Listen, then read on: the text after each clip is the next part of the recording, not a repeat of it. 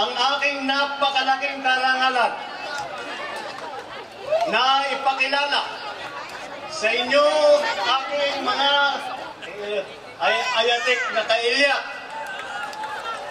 na ipakilala. Alam niyo po, hindi niyo po itatanong, nagkataon, nung mula ako ay naging senador noong 2010, at lagi kami ni Senator Miriam, lagi kaming magkatabi. Lagi kaming mag-deskmate, ika nga. Kung sa eskwelahan, sa kanya ako kumukopya.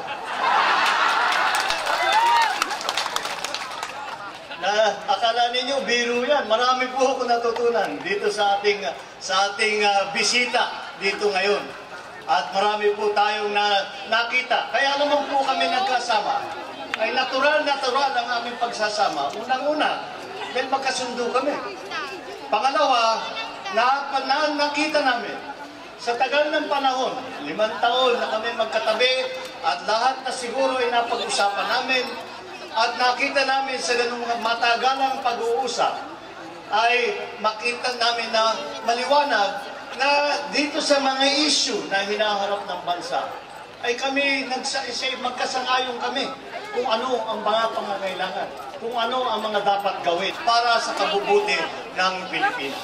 Ladies and gentlemen, it is my pride and my honor to introduce to you Senator Miriam Defensor.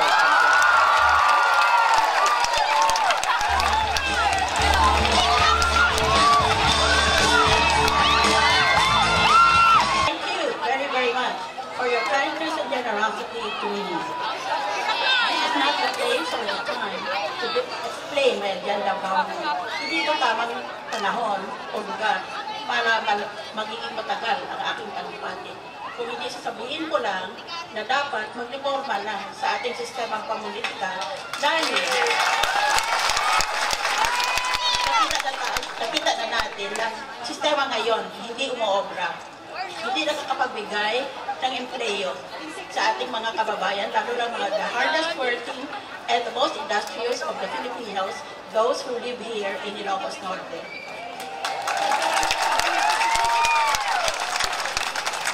Mamaya, bibigyan ko kayo ng pick-up lines.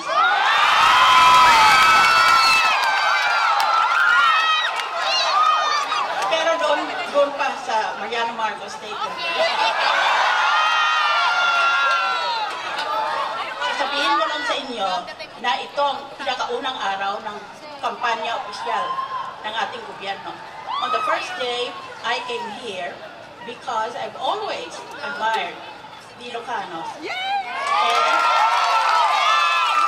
to signify my wholehearted support for Bongbong Marcos as the next Vice President.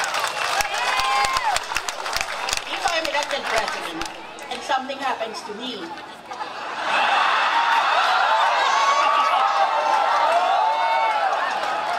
we want somebody young and idealistic, as you have witnessed, to take over the reins of government.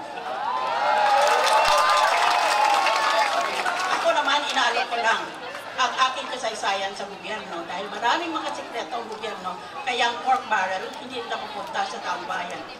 I tell you this, once I become president of this country, all the people who stole the pork barrel amounting to billions of Philippine pesos shall be sent promptly to brand new jails.